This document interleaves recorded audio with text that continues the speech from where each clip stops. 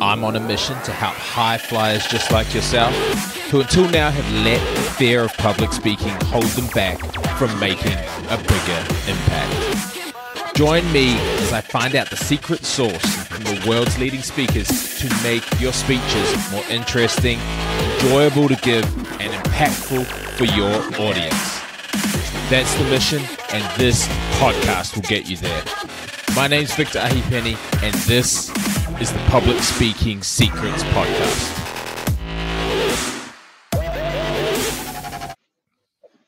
Speaker Nation, what's happening? Welcome to another episode of Public Speaking Secrets, where we dive into the brains and the knowledge of what separates the world's greatest speakers, trainers, and the people that you look up to when it comes to speaking from stage. I'm your host, Victor Ahipeni, and today we've got Marnie LeFevre, and she is a best-selling author, speaker, and a successful entrepreneur who has created and started businesses around the world and now helps empower other females to do exactly the same. It's an absolute pleasure to have you on today, Marnie.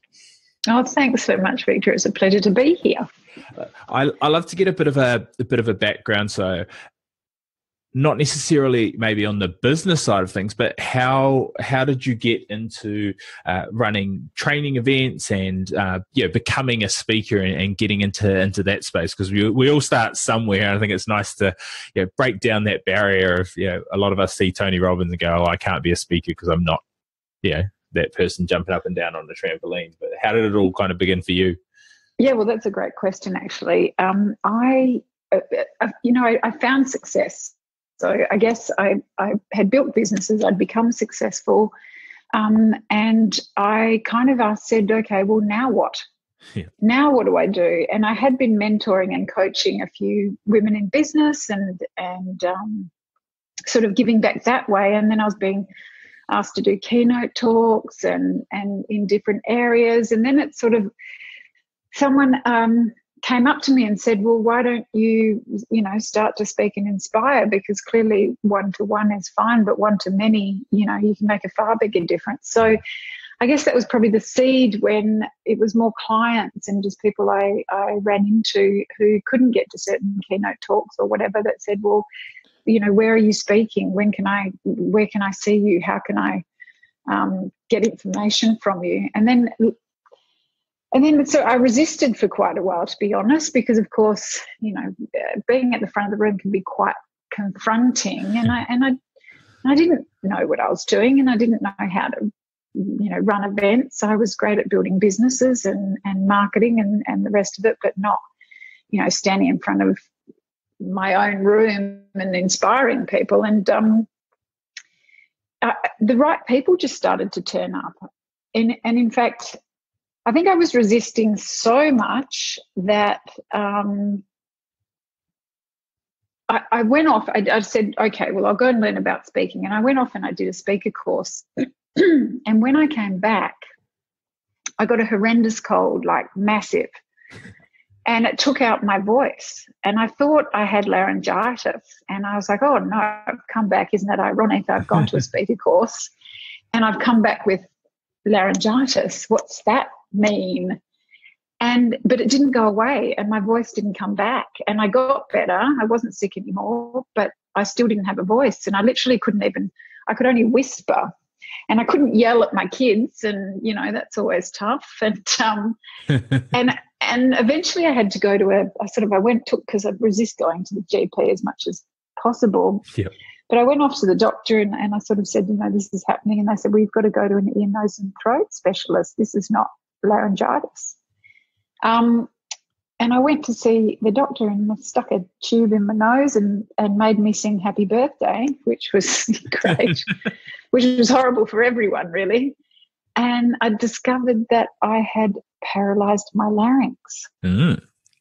And apparently the only way you can do that is if you have a thyroid operation. Which you didn't have, unless you forgot. Which I didn't have. I had just had a really horrible cold, which is that then somehow caused nerve damage. Talk about resisting wanting to speak, right? Self-limiting beliefs. No, and clearly I was a powerful manifester. It just wasn't really working out for me at that time. But And so I had to go to voice coaching to get my voice back. And I remember the lady saying to me, this must be devastating for you. Because I was still running businesses, and I still had a marketing agency, and I still had to speak to clients, I had to speak to people, I still had to make sales. And that's where the mindset really kicked in. And I said, no, this isn't devastating. This is just going to be part of my story. And from there, that even though I wasn't speaking yet, I then went on without a voice to have a record sales month. Maybe people felt sorry for me, I don't know.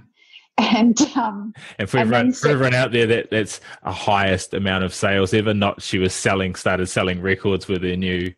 No, that's right. Highest, a highest sell, and from the companies I was running, that was ridiculous. But yeah, and so that was the start of my speaking journey, was paralyzing my larynx. So I guess the message in that is that, if I can do it with a paralyzed larynx, and I got it, and it's still paralyzed, Victor. That's the funny thing, is it just the other side compensates.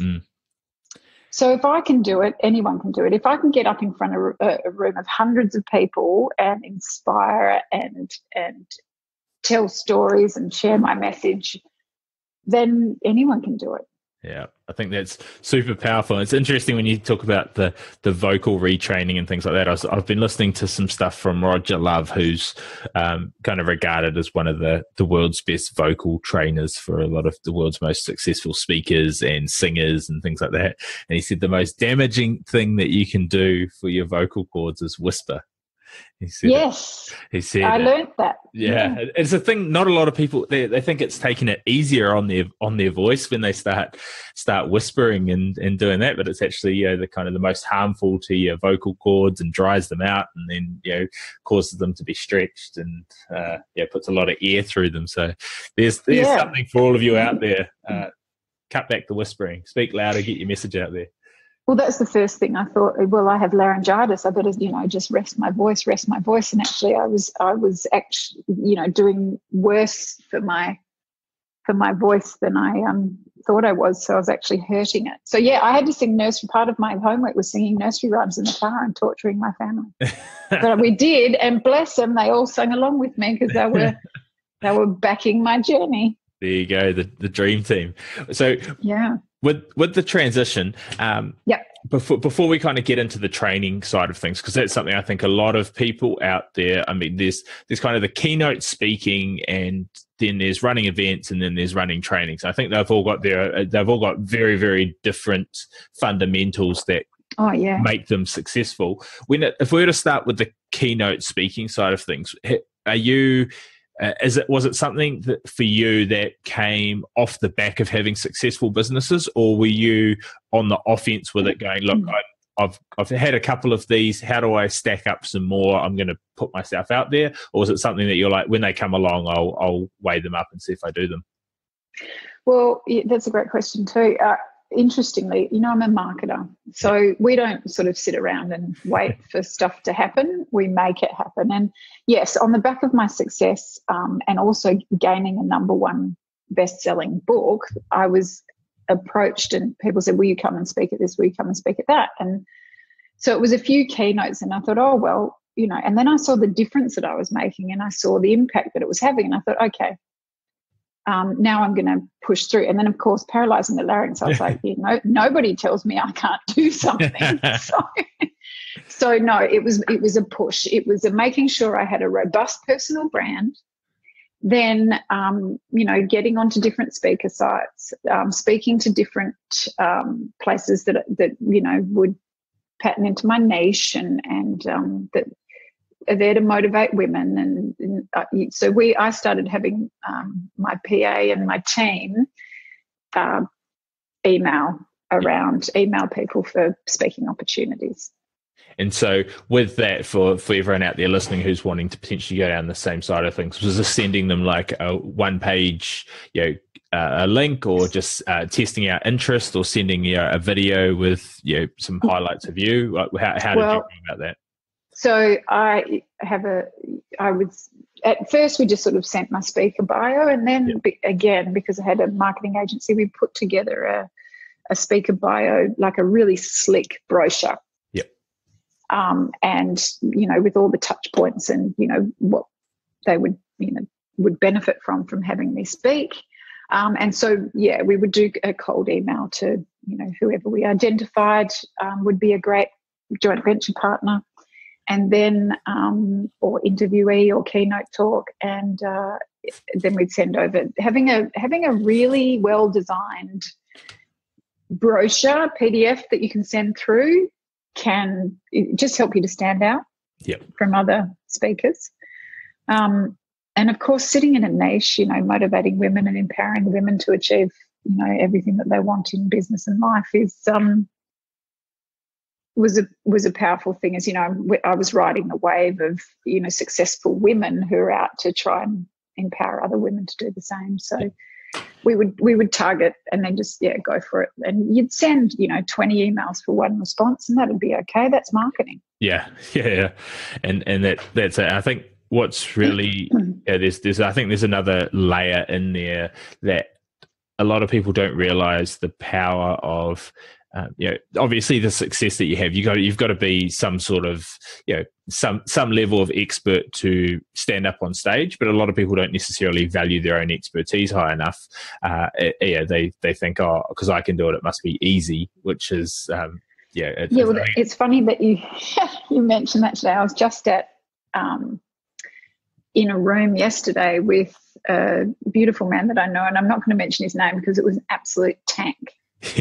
And my PA and I went to support him, or she's not a PA, she's my right hand. She does everything for me. And we were sitting there just going, oh, my God, this is torture. And because you don't know what you don't know, and you really do need to go and get an education in how to motivate a room, how to be inspirational, how to tell a story, how to take people on a journey, how to connect. And how to serve. It's not all about you, it's all about them. And how do you weave that in and still tell your own story and things like that? And it's the most painful, however many hours, none of us will ever get back, the people in that room. And painful for him too, really devastatingly painful. So he'd poured a lot of money into, and I see this all the time with a lot of people that I teach. You invest a lot of money into trying to speak before really going and getting the education and the understanding of how you run a room. Yeah.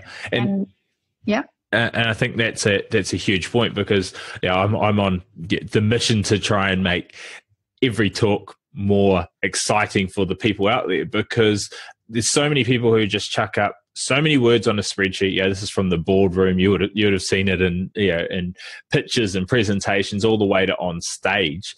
And just send me the slides if you're going to do that, because I want to be entertained or informed or all of the above, and motivated. Inspired. I want all of those things wrapped into one. If you're just going to literally turn at 45 degrees to me and start reading off your slides, or look down at the screen down in front of you and read off your slides, I can read them faster than you. Please just send me the slides, save me. I'll read them in an hour instead of sitting in there for 6. And and that's what expertise versus actually being able to motivate a room, and having that social proof as well. Having a book that you can before you even walk onto stage, people go, this person must be an expert, therefore I'm going to give them the time of day before I write anything off. And then it's your responsibility to convey that message. So I think that's so carry on. People's time is really valuable. In my case, it's not a dollar thing. I have the dollars. It's but my time is so precious. So if I'm coming to hear you speak, or if I'm having a meeting with you, or if I'm having an interaction with you, it has to be a two-way street. Both people need to feel uplifted and motivated. But when you're a speaker, it is a gift that people have given you. And so go and work out it's called stage craft. It's not just you getting up and talking about everything that you've achieved and how terrific you are. It's about you giving value and having a laugh with people, and understanding what their problems are, and then showing them how you might help them with your experience, or your system, or your formula, or your knowledge, or whatever it is, or your product. because you can't buy time. And so it's a much more valuable commodity than if someone's paying you to help them or talk to them or, yeah. Yeah, I 100% agree, and I'm sure everyone out there is nodding, going, yep, we've all sat through those talks where we've just gone, I'm not getting that time back. And if people are saying that, you don't even remember what the talk's about because you've switched off, you're not open to any ideas, and it's horrible. Look, I've been in an audience where unfortunately someone's been speaking and there's people that have fallen asleep. I mean, my God, you're not kicking goals in that. Yeah. Let me be very clear, not in one of my talks, but I have been in a talk and that happened, and I felt terrible for the speaker, but you know what? You got to go get the education. Yeah. I mean, I've been to Tony Robbins events or one of his events, and it was, 14, 15 hours, and everyone was go, go, go. It was like, being in a sober, energetic nightclub for 15 hours. And that's, I'm not necessarily saying everybody has to be at that level, but if you've got no excuses, if you can't keep people entertained for 30 minutes, an hour, 2 hours, 4 hours, when there's people out there who are doing it for 15 and bringing the energy and noise. But I'd love to get your insight into the training side of things that you do, because I think there's an art and a lot of lessons in the training side of things. What kind of trainings do you offer to help these and empower these women? And what does the funnels kind of look like? Do you have free events or lower level events and then bring them in, or how does that all look for you, and how do you move them through that a session model? Yeah, so there's two types of speakers that you can be. You can be a keynote speaker and get paid by corporations and the rest of it to come in, but that is driven by them, right? They're going to engage you, and then you kind of have to go through an interview process. So that's not at all. I got a bit sick of that after a while. I was like, no, again, as you can probably tell, little control freak here. So I was like, no, I'm going to force my own destiny. If I want to get out and inspire, I'm going to do it on my terms in my rooms, so that, I can make a difference. I don't have to wait for someone to give me a paycheck. Typical entrepreneurial thinking. So what my particular brand does is we run a room that's 4 hours in length, a free room, and we go out through Facebook and we fill that room. And you can do free or paid, low level paid. I wouldn't go over $49. I wouldn't go over $50, but then you might upsell to VIP, but not until you have. Definitely, if you're a little brand, sometimes paid is better because people turn up. When you're a little brand, you'll do a free room, you'll pay for the room, you'll do this, you'll do that, and then 3 people will turn up if you're lucky. If you don't, because lots of people on Facebook will say they're coming, but they won't. So the breakdown, Victor, is that, we might have 400 people sign on and say that they're coming, okay? And this hopefully will be really great information for your listeners. So they'll sign on and they'll say, yep, we're there. Now, we know that 30% will turn up, okay? Yep. But what we do is we then call each and every one of those. So we always get their phone number and we SMS them, thank you for signing up. Then we SMS them 2 days before, or text them, whatever you want to call it. I'm saying, looking forward to seeing you. So lots of reminders. We also send them emails in the time, let's say the 6 weeks since they signed up, or the 2 weeks or the 2 days. We send them a set of emails. And those emails aren't sales emails, they're training emails. So I'm setting up my credibility, and I'm giving value, and I'm teaching them what I know, so that even if they don't come into the room, they get something of value from my brand and me. And then we send them reminder emails as well. See you in a couple of days, and this is where it is, and yada, yada, yada. And then we call them all. Okay. So let's say we get 80 people say they're coming, or 100 people say they're coming, for argument's sake. We know that even on the yeses, only 60% will turn up every time.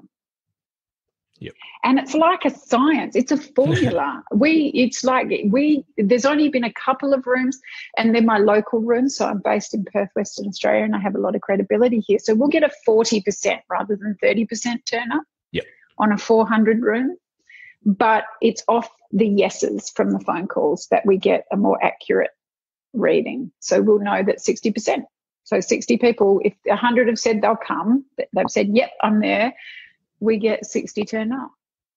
And we have chairs knowing we'll overdo it. So we may put the 100 chairs in, because every now and then we're wrong. We were just recently wrong in Melbourne, and lots more girls turned up. But you have the chairs stacked, okay? And then you pull those chairs in as people turn up. You don't, because the worst thing is people turning up and empty chairs everywhere, which is what happened yesterday to this room. That was just one of the horrible things but yeah, because you see, you can make a room look intimate with everyone sitting next to each other, or it can look cavernous with 30 people intimate, 30 people cavernous. So that's why you have to have a great team where you're counting constantly out the front, people registering, and then you keep the doors closed. They don't wander into your room until you're ready, and then you're pulling out chairs and you're whacking them back in. So we do a lot of heavy lifting. My team does a lot of heavy lifting before I even speak. Yeah. So we have a 4-hour training, and it depends. This is one of our funnels. This is sometimes it'll be a 1-day training, whatever it is, but it's free in this case, although we're thinking about doing some paid rooms moving forward. And I train, I tell my story, I give a lot of value. In every single one of those rooms, people walk away feeling like they've gained knowledge. And we've had testimonials back saying, I just did those 3 things you recommended, Marnie, and my whole business changed. And I was about to shut my doors, and now, sales are up 80%. So just on that one piece where a lot of speakers might trip up is they don't give enough great value, because they think, I'm giving away all my IP. I want to sell into a course.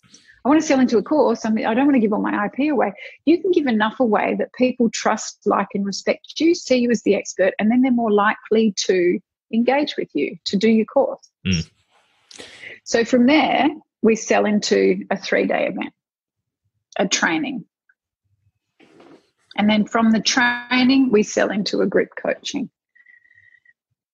So, does that make sense? Yeah. So that's and I mean that's one of the huge things that a lot of just on one of your first points. So another thing that I've seen done really well for a entry level event is one of my friends, Steve McKnight. He runs he owns propertyinvesting.com, and every year he runs kind of a multi-speaker sales event.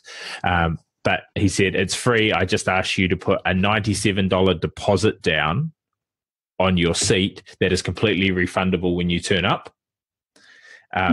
Otherwise, blah, blah, blah, to cover costs. And then when it's at the event, he says, you can apply for it over at the end of day 1 or lunchtime day 2 or something like that. And he says, but it's going to be worth, I can't remember what it is, like, if you get any products today, it's going to be worth, of anybody who offers anything, it's going to be worth double or triple. So you'll get $200 or $300 worth of value out of your $97 if you decide to use it for that. And there's a little thing on your name tag. You just take that up if you get anything that anyone offers. So I thought that was quite a good kind of spin on things. You get that security deposit of whatever, and then you can further value add it by making it worth triple the amount. And and I've seen a lot of bigger speakers do that. The technology for the startup speaker, the technology behind that, and the coordination of refunds and yada yada yada. Yeah, it's an effort. Would be a bit intimidating. Yeah. But even with your startup speaker, even if they're just charging, $29 is one that a lot of speakers charge now. Yeah. Even if if people, you will get less people in your room, Victor, but they'll be higher quality because they've already dipped into their wallets to come and see you. So we have a big debate about free and paid room, but I like that model. It just would take a lot of coordination for the startup speaker. And with your events, so let's say you get your 100 people in the room, and at your free event, is it about a 30% will move forward or? No, generally the average is 15 is a good close rate. For 20, we're like, brilliant. Yeah. 15 to 20, so that's speaker average. Actually, I think 10% is speaker average. Do you know the stats? I don't. No. I mean, I know. I mean, a lot of it depends again on, if you're talking even just webinars, which are kind of a similar but less intimate kind of setting. I know a lot of it depends on all the stuff that you were doing in the stuff that, the SMS, the calls, the social credibility, the giving value before they've even walked in the door. All of those things are going to massively impact, because a lot of people will be like, I'm going to get bums on seats. I get a few people to a room. It's a lot harder work if you're trying to build the know and like stuff before you can even get into the trust. So it also depends what you're selling into as to your conversion rate. If you're selling into a $15,000 program, your conversion is not going to be potentially as high as a $2,000 program, $500 program. Although we do find that anywhere from 500 to 2.5, you're just leaving money on the table, because you'll still get the same amount of people for a cheaper program. Yep. Yeah. $500 is still a commitment, and then $2,000, you're not going to see the bank manager to get a mortgage or a personal loan for it. So but they're sort of like, okay, well, a lot of speakers sort of say, oh, well, I'm not making big conversions, maybe I need to make myself cheaper. No, you just need to get better at selling. Yeah, exactly. That's something that I've in the past really battled with. Oh, maybe if I make it cheaper, it makes no difference. I've still got to convince people to value. Yeah, anything from 500 to 2,500, you're going to get the same people sign up. Yeah. Does that make sense? Yeah, so you may as well be charging $2,500, because you're not going to get more for 500 is what we found. Or the people that come through are so low value and they're hard work and difficult, and can I please pay $5 every 3 weeks? And and it's an admin nightmare. So, and I completely respect those people just trying to make it happen. But you're trying to make a big impact, so getting stuck in the nitty gritty doesn't always work. When you get them to this 3-day training event, what do you find? Like, I mean, obviously a lot more intimacy built, a lot more value added in that time. Do you find those that move into the coaching program is the coaching program looking like, hey, you've learned all this stuff, let's now follow through each month and make sure that we're implementing it, we can have calls and that sort of so I would say 80% of the room moves on. So from the 3-day trainer, we generally convert 80 to 90. And again, the girls, we've had unfortunately some girls in tears that would love to do it, but are not financially cashed up yet to make it happen, So and we still work with them. We put them in free groups here, and we have the academy. We've built this, amazing online platform for female entrepreneurs. Like, it's ridiculous the value you get. It's $49 a month. So none of these girls have an excuse not to. I mean, sure, you might want to work directly with me or one of my coaches, but if you can't afford that yet, then get in the academy. You can see, we have a forum. You can ask me questions there. There is no point. My brand is a bit different in that I do not block access to me. You just might not get a direct face-to-face with me, but I tell you what, ask me a question on the forum. I'm not going to hold back. Because my mission is to obviously empower women to get out there, and and I don't want to give them any excuse not to. And if they try, I'm like, hey, listen, we have everything. Any price point you want to tap in, it's there. And I think that makes sense. So, absolutely. And you see it time and time again. Like, if you go into a $49 group and say, I'm gonna change my mindset to make this $1,000 a month, you'll find $10,000 worth of value. If you go, it's only $50. I'm only getting $50 a month worth of knowledge. You're tripping yourself up, and it's those people that you'll see transition through. They'll have success, and then they'll be in your higher higher end products, which is, it's. Oh, yeah. The girls that come on to, say, personal coach with me, which is obviously, top dollar. Again, remember I was talking about time. And that's what everybody's program should be if you want a one-on-one, or build to be anyway. Yep. Our group coaching is less time, and now we have, a number of coaches on board. So that's with the local coach, and then I come in for specific training. So you still get time with me, but if you want time with me, then you're paying, top dollar, because I don't have time, Victor. I don't have a lot of time. So I'm being very frugal with it. Yep. But those girls, the ones that invest, and this is with everything, when you invest in yourself, you obviously improve. We have a speaking course called Speaking with Confidence that we run as a 4-day trainer. When girls pop out of that, they know how to sell from stage. They're good at selling from stage. They know how to tell their story, but they've invested a good amount of money to learn that. Does that make so? Yeah, it's all about.